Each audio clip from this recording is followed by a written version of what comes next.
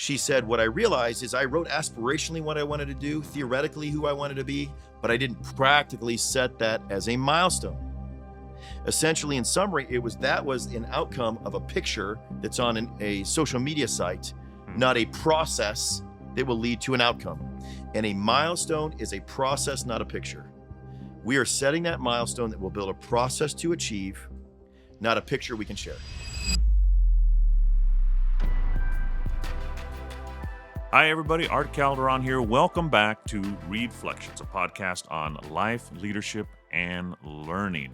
We're glad to have you with us. I'm here, as always, with Reed Nyffeler. Reed is a CEO of a growing global franchise company, and he is also a father and a husband. Here, episode 1 through 4, we were talking about priorities. 5 through 9, we talked about the habits as they relate to those priorities. And then 10 through 13, know your purpose. Now we're going to talk about beginning your journey of living your life on purpose. And we're here at episode 15. Hard to believe, 15. I'm running out of shirts, but hey, still got plenty of hair product. In episode 15, we're going to be setting a 5-year milestone, which is pretty huge, So I imagine most of our listeners probably have never done that before. Actually set a milestone, specifically a 5-year milestone, which seems like a long time off. But tell us why this is important. Tell us why setting this 5-year milestone is different from a long-term vision as our listeners live a journey on purpose. Yeah, so again, if we look at a long-term vision, this is the entirety of our life, right? And quite frankly, when the vision is fulfilled, we'll be passing away. And so a milestone is different than a goal for this reason, because a goal is a destination, right? If you put a destination in your GPS, once you arrive, you really just decide your next destination. And it may not even be the same, and many times it's back home, right? So if you go on vacation, your destination is one end result, and then you literally go backwards. Well, are you living out a vision if you continue to go back and forth, right? And so a goal is a destination. A milestone is a step towards an outcome. Okay. Right? And so our vision is an outcome to carry it forward. And so that is the difference. That's why we use milestones. However, if we don't have a milestone, it can be highly daunting. So, my two of my kids ran a 10 miles over the last week. Wow. And I don't even know why. One was running the mileage because he was bored. And so my son was running because he was bored. And I was like, that's nothing I would consider doing when I'm bored. The last thing you're going to find me doing is running 10 miles. And it took him about 2 hours, and he was like at 11 and a half minutes. And then my oldest daughter, who is training for a marathon, she submitted her time as older siblings do, and it was faster than his time. And so if I had to choose the two who'd run a faster 10 miles, I probably would have chosen my son. I mean, credit to my son on that one. However, she beat him by about 20%. Data doesn't lie. Data doesn't lie. Why? Because she's training for a marathon. Right. He was running because he's bored. So even though in a practical application, we do the activities, when we don't do it with a long-term vision in mind and milestones, this was one of her training days, right? She had been training since January, and 4 or 5 months later, she's conditioned herself to be better. And so she had created a milestone of how much work she's going to be doing as a result, and she's improved her speed. And so that is why a 5-year milestone is critical, because he woke up and his purpose was to address today. I'm bored. She woke up and ran 10 miles, both the same day, because her long-term vision was, I want to be able to in a position to run a full marathon at an appropriate time. So even though the daily activity was the same, right? They both ran 10 miles. The purpose for running them were different. And one had a long-term purpose, one had a short-term purpose. And so the first thing we needed to say is, what's that long-term vision? We're essentially running that marathon of life, and it's in alignment with our purpose statement. And if we have a goal of addressing our boredom, we're not going to run as diligently and or be ill-prepared. I think this is an important part of the story too. He then was showing us photos of his chafing and blisters. And our daughter was recommending things to be prepared to run for the long-term vision. If you wake up and haphazardly decide what you're going to do, you're going to have chafing and blisters, right? I mean, if you were just waking up and you're deciding to do this activity, but if you have a long-term plan and you have a milestone, you're going to prepare accordingly, right? You're going to have running shorts and running shoes and appropriate water and a true path. And that's the power of a milestone. right? Because you have a long-term vision, in that case, running a marathon versus combating boredom, and that's why the milestones are appropriate. Good. Excellent. Now, we've talked about your vision. You've talked about the vision of some of your ancestors, even moving to the United States generations ago. Share an example of what a 5-year milestone, a concrete 5-year milestone, might look like for somebody who's thinking, "What's my long-term vision?" However long God gives us on this earth, maybe be 20 years or 100 years. What's an example of a 5-year milestone that you can give us? So, as I mentioned on the last podcast, my great-great-grandfather immigrated from Aarwagen, Switzerland, and I believe he looked at his current environment while over there and said, there's not enough land for the family and the generations ahead. So as he immigrated here, he then found land in Nebraska. So he ended up having 4 boys of his own, one of which was my great-grandfather. And so in that case, as they were progressing through their young 10, 12 years old, his plan was to get them their own plot of land. And so then that was his 5-year vision. He said, okay, you're going to have to apply for this. You have to work the land. And then over a period of time, once you've worked that land, the government will grant you that land and it'll be yours. And they were adjacent to the location he was at, but it did not conflict with his thing. So now he's continuing on that long-term plan to establish legacy of journey going forward. And that didn't happen overnight. You imagine back then, you didn't just say, this is my land.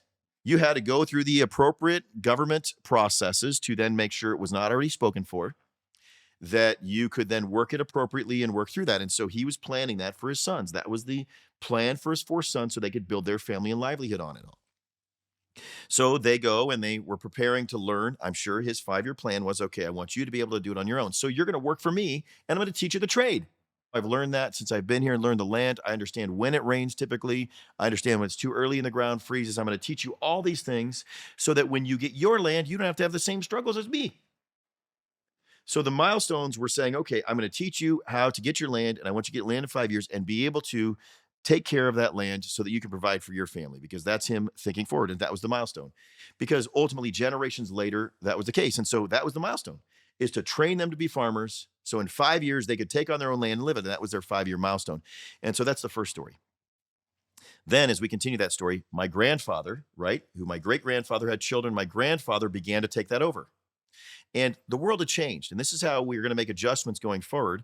But the world had changed. Right. So in that period of time, now we're in the 30s and 40s and early 50s, and tractors had been invented. Mhm. So as I heard that story, it all changed. What production used to be on 1 acre, 1 man and 1 mule could do had totally changed. It multiplied by 100+ fold. They had began to genetically engineer. At that time, they would genetically engineer. And so you could produce more in a tighter area, right? So they realized that corn was the most prolific crop they could build and sell, and that the corn rows had tightened, and they could produce more ears per corn. And this was happening in the 40s and 50s and 60s. And so then come along my dad. And so my dad was like, well, I'm going to be a farmer. He talked to his dad, who was my grandfather. Remember, my great-great-grandfather immigrated here. My great-grandfather got the land, and my grandfather was still on that land because they'd created this legacy. Him and his brothers had subdivided it. It was much larger plots of land, and they'd kind of acquired the neighbor's land. This is all still outside of Duncan, Nebraska. Right outside of Duncan, Nebraska. Okay. Still to this day, they're leasing the land that we had 100-year homestead on to other farmers that are farming the land. And that's the same land all the way through. That was the legacy. And so then my dad comes along, and my grandfather was sitting down with him, and he was, I think, 12, 13, 14 years old. And he was running the tractor, just like his father had taught him to do as he was taking over the land. And my grandfather said, son, what do you want to do? He said, I want to be a farmer. He said, no, you're not. Is that right? He said, I'm going to farm the rest of my life so that you don't have to be a farmer. There's no money in it. He said, there's no money in it. I'm changing your future. Now, remember, my great-great-grandfather thought he'd have a generation of farmers because that's what had happened before. So my dad was like, what do you mean I'm not going to be a farmer? This is literally all I've known my entire life. I've lived on a farm. I've been farming this. And my grandfather changed that milestone. He said, I'm going to work and we're going to build on that legacy. You're going to be the first one to graduate from college in our family. And so he said, okay, my grandfather was the first one to graduate or basically get through 6th or 7th grade. My great-grandfather went to 3rd grade in grade school. So you see progression of the generations. They said my dad was going to be the first to graduate from high school. He was the oldest in his family. And then ultimately be the first one to graduate college and get another career. Wow. So that was a huge step for your grandfather. Yeah, it was kind of. I wonder how he wrestled with that. Do you think he felt a little bit like he was compromising the legacy of the people who came before him by by saying you're not going to be a farmer anymore? And I think this is important about legacy. Is legacy what we do or who we are? Because I think he's living inside the legacy because of who we are as the Nyffeler family instead of what we do. Because so many people attach their legacy and their future to what they did, not who they were. And so we spend so much time doing, not being. And so in his case, I believe he was in alignment with who our legacy was. We go back to my great great grandfather in the previous episode. He was taking a risk, he was a risk taker. He was going to sacrifice his future for the generations beyond. And he was going to toil away at that every day of his life without complaint. Then here's my grandfather doing the same for my dad, saying, hey, I'm going to sacrifice my future. I'm going to be working at this farm with production super high. This is before they had, government subsidies for the crops. So he's living hand to mouth, basically. And by the way, each generation had 4 children. I have 4 children. It's part of the legacy. My dad had 4 kids. I have 4 kids. That's all part of the legacy. That's who we are, right? And so he said to my dad, I am going to help this carry on so that you can have a greater thing. So I think he's leaning into the legacy. He's saying, hey, what I have here, because of what I'm looking around, the production has gone way up. And it cannot sustain your family and the other generation to come, right? All of my dad's siblings actually did not become farmers for the exact same reason. My grandfather then leased the land, lived off that in his retirement, knowing there was not enough money to support the family going forward, that technology had changed, right? And so that adjusted.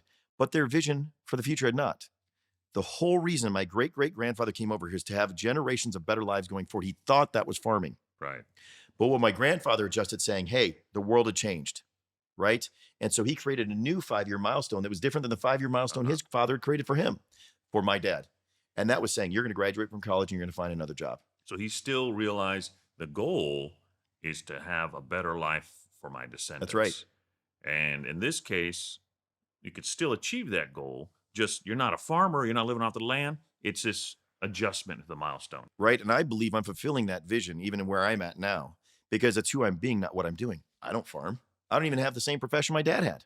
Right. I was a totally different profession altogether, and none of my siblings do. But I believe I'm living within the scope of that legacy. Right. I'm taking risks. I'm building community, and I'm educating.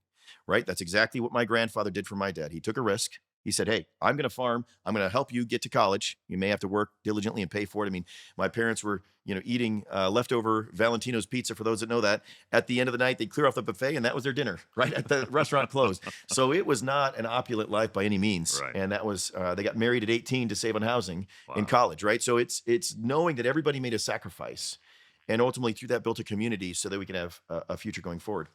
And at the same time my dad went to college, and he ultimately, to continue the story, became an industrial arts teacher teaching. He was a teacher.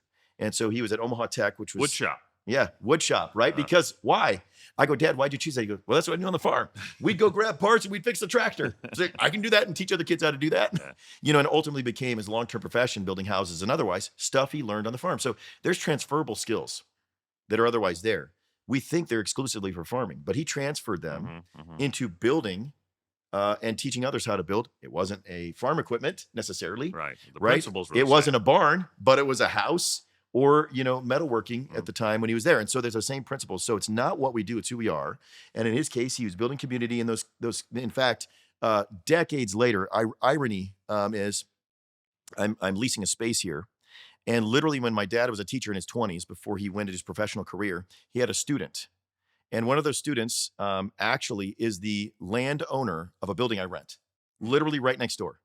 And so my dad, years later, 35, 40 years later, before I was even born, they recognized each other, that my dad was the shop teacher for this guy that ultimately became an electrician. And so my dad was building community, had a relationship with him, right? Was teaching him, and he ultimately took that into the trades, and is still a business owner today that took a risk at the same time. And so you see him living out that purpose, which I'm an extension thereof, manifested in a relationship that was established, 40 years later. Yeah, that is huge community building that can That's right. can be felt down to the second generation, even the third generation, or fourth or fifth. That's what a legacy is, right? Right, It's multi-generational. right. So share an example of what one of your 5-year milestones looks like. What is it? Something tangible, concrete. We can say this is a 5-year milestone? What does it look like? So I'm going to go back to my priorities. And I'm going to show you 5 different ones as an example as to 5. where the milestones are at. Yes, because it's important. Because a 5-year milestone, we are an embodiment of our life, our purpose statement, living our priorities, right? That's a purposeful life. So I'll speak to my 5-year milestones from here forward. The first is going to be faith. And so I want to have a deeper understanding of the genealogy and the biblical characters within that genealogy of Jesus and the disciples he chose. So that was my 5-year milestone. What, to know those things? To learn about those. And here's the reason why, because it applies to my work environment. You want to learn about that over 5 years. You wanted to learn. Correct. So with regard to my faith, I feel like I have a solid foundation of my faith. An enhancement or expansion of that in my particular 5-year milestone to live out my purpose statement through my faith practicality is I want to study the generations from literally Adam to Jesus of the lineage of Jesus. It's all documented in the Bible, but there's, ancillary text that can do that. And the second thing I want to choose is the choices he made when he selected his disciples. 2 reasons why. Just as I'm giving you my genealogy in a family sense, that informs as to who I am. I believe that to be the case with Jesus. So I can see how those 2 things correlate. And number 2 is Jesus chose his disciples. I'm choosing people every day to operate and live and run my business and legacy. And so I'm using that as a way to correlate to the other one. So that's my 5-year milestone there. So what am I doing to achieve that, right? I am then saying, okay, where is the acquisition of knowledge? So literally, I've gotten, I think, 12, 15 books that are around those 2 topics. I asked for them for Christmas, right? And every Sunday for an hour to an hour and a half, I read a section of those books. They're very exhaustive and it's very complicated to understand all these genealogies. So I will do that for the next 5 years to really have a thorough understanding of each of those items. So that's my milestone. So your 5-year milestone is to read all those books on the genealogy of Jesus. And at the end of that 5 years, you will be better equipped to explain that or understand that or apply that. I'll understand how those genealogies created ultimately who he is as to how he lived, right? That all of those things informed his life, right? There's a very intentional genealogy that God has crafted that ultimately gave us, Jesus on this earth. The second thing is the disciples. Why? So then I look at the balance of the 12 disciples in his case that he chose, and why did he select them? As opposed to all the people from the same, family or group or whatever the case might be. And so that'll inform me in the other priorities in my life as well by understanding that. So that's the intent, is to understand genealogy and choices of who I have around me so that I can apply that in other areas. So that's that 5-year milestone. Then it's family. And I evaluate this based on the stage of kids that are there, right? So right now we have 1 child at home. So we've evolved. We've recently moved and we have 1 child at home.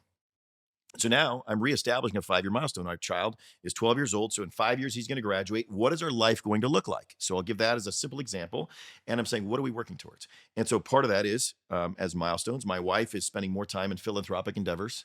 And so she's building that. So when she doesn't have a child at home and they're away at college or doing whatever they're doing, what is her time going to be? So she's working her way into that, spending more and more time proportionally into that. And we talk about that. I am looking at, okay, what is the other things I'm doing? The podcast, the book, or the types of things that how can I communicate things that my grandchildren and my great-grandchildren may look at decades later and say, who was great-great-grandfather, following that story going forward. And they can go back to this podcast and say, his voice is clear and we're hearing it live and we're singing in video so that is carried on a go-forward basis. So I'm investing that period of time now for those generations with regard to the family as a milestone will be the next 5 years, crafting these stories and podcasts and information that is, of course, for the audience, but I'm sure down the line, my family may have interest in listening to. And then we go to the productivity, which largely for me is around business, right? And the business I'm in.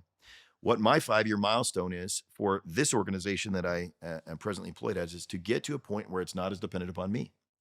That ultimately the vision, the values, and the structure are at a stage that each and every day, I don't have to make daily decisions. I can make 5-year and longer decisions, right? I need to be looking forward in my role to where their organization is. If I look at what I'm doing today, I am daily involved, directly involved in decisions. So I am putting an infrastructure and process and recruiting leaders and others that can otherwise execute on sustaining the vision going forward. And so my 4th priority is recreation. So I am not the athlete I once was. None of us are. And so I never was the athlete I was. I agree. And I've watched you play, and I think your coaches can attest to that, Art. But this is ReedFlections, not artifacts, by the way. So we can address that later. But couldn't wait to stick that one in well, there. I've been holding that one, Art. You know what I mean? And that was pretty quippy, and so we'll throw that in there. But nonetheless, so I play basketball on Saturdays, and I've been playing for the last since I played pickup games in high school.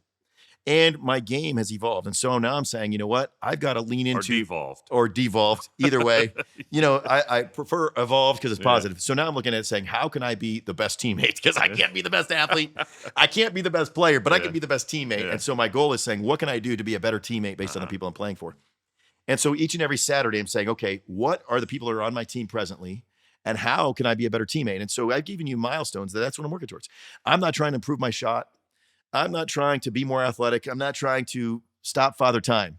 I'm saying, how can I be the best teammate? And ultimately, in every case, that is in alignment with my priorities. And I have 5-year milestones around it's also in alignment with my purpose, and I have milestones around those 4 priorities.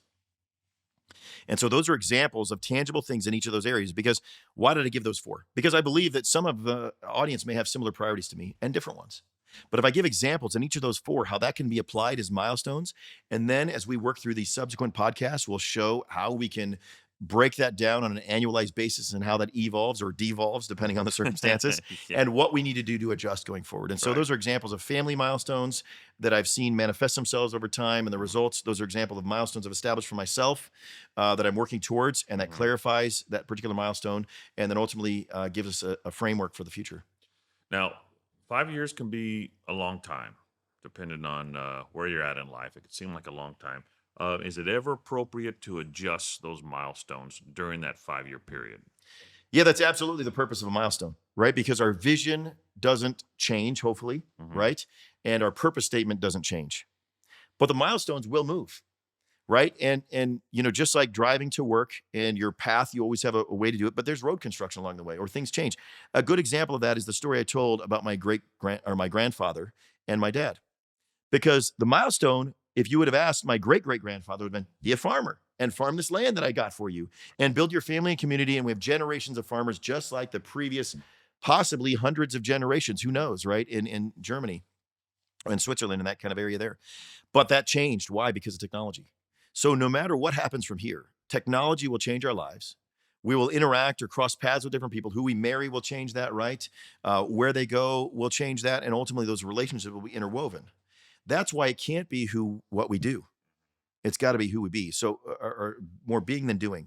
And so what shouldn't change, what I would love to see a legacy going forward, and even if generations from now, they're listening to the podcast and say, okay, what would my grandfather or great-grandfather, whomever's listening from here, would say is, I want them to be a risk taker, a community builder, and an educator. Where that is applied may change because the world won't change. So what is the legacy that is infused, regardless of the purpose statement, that ultimately I believe I'm living out, that I believe is the risk takers, community builders, and educators? Excellent. So no one can tell what the future, right? Tomorrow is not promised to us. Not at all. Right? And it can be a little challenging to imagine what 5 years is going to look like. What are your recommendations for setting these milestones in light of the fact that we're not promised tomorrow, and it's impossible to really know what 5 years is going to look like? But you have an idea. So what are some ideas? So again, that's the benefit of not knowing what tomorrow is. You can either plan it or it can happen to you, right? This whole life on purpose is about not living the default life. So if you don't plan for the future, you're going to live it. No matter what, no matter whether you plan for it or not, you're going to live it. So I sit there and think, well, if it's going to happen regardless, why not plan for it, right? Establish a milestone. That doesn't mean my milestone is going to be perfect. That just means I at least have a direction I'm targeting. Well, like your grandfather, he was willing to pivot, right? That's right. So you can't be a narrow focus such that you miss the greater vision of, in that case, living a better life and having your kids live a better life. Sometimes you need to change the method. So pick something and pivot when you have to, right? But the first thing is pick something. Right? I think so few people even pick a milestone, right? They're like my son who just woke up and decided to run 10 miles because he's bored. Versus my daughter that says, I want to run a marathon to stay healthy. And the milestone is today I'm going to run 10 miles. That's exactly right. And so in her case, she decided, and I think it's a kind of a 4-month program, I want to run a marathon in 4 months, and there was a program that helped you get there. And we're going to talk about that in subsequent things once you pick that milestone. But pick a milestone. And if you have your purpose statement, just like mine, through intuitive interaction, propel leaders beyond their self-imposed barriers to live out their unique purpose in life. And so, okay, where is that milestone? So I believe I can propel more leaders when I understand genealogy and disciples and choices, right? Because then I can say, wait a minute, if I'm meeting with you, Art, and I can say, you have children and you have parents, and you're somewhere between there. So if I am meeting with you, a barrier might be familial barrier, right? Some people are not born in an environment like me where they even know their ancestors. They're not born in an environment where that ancestor wanted to create a better future for them. They're just consuming in their own environment. So if I'm studying generations, the impact of the different generations throughout the Bible, and then studying the people that they select around them, I can then have a better understanding of what barrier might be in their life that I have not experienced. That's why your 5-year milestone is to learn that genealogy. That's right. So as I'm meeting with other people that have a different generational genealogy than I do, and have chosen different people around them, I can say, I've been able to understand how that can also affect lives in a life I haven't lived, right? I've only been able to live my life, and I'm going to be interacting with people that have different ages, stages in life, Right. demographics than I have. And so as I study the impact of generations, that's going to make me more effective in living out my purpose statement. All right. Now, do you get help setting these milestones, or is this something you do kind of independent all on your own? So when I was young, right, and I think this is the thing is we look at this, and there's really a transitionary stage. If I remember my now 12-year-old, my wife dropped him off at kindergarten, and he came back, and I said, "How was your first day?" And he goes, "Mom, Dad, I think I made a mistake signing up for this kindergarten." And we're like, You didn't sign anything. yeah, exactly. And so he wanted to quit it like a sport. And, I'm sitting there thinking, it'll be a little longer. Yeah. But ultimately, as we look at school, those milestones are established for us, right? They're already there. We know kindergarten, you're going to go to 5th, 6th grade, depending on when grade school ends and junior high starts. Then you got another milestone of junior high. Then you got another milestone of high school. Then Those you got are another already milestone. set for you. Those are all set for you. So as soon as we graduate college, we're lost. Yeah. Yet the framework of milestones were set throughout our lives of 5 years, right? And ultimately, throughout that same period of time, we're asking. And so what we didn't learn is how to set the next milestone for ourselves. I talked to countless college graduates that are lost because they don't know how to set a 5-year milestone. So then as you sit down and said, what would success look like? So I was recently talking to a college graduate, and she said when she was 16 in high school, actually either in high school or when she graduated, she wrote a letter to herself for when she graduated college. That was a 5-year milestone. And she said, you know what? I was highly disappointed when I opened that letter. She said, I thought I'd have it all put together. Yeah. I thought I'd be this person that the world thinks me to be. And what that was is a dream without a process.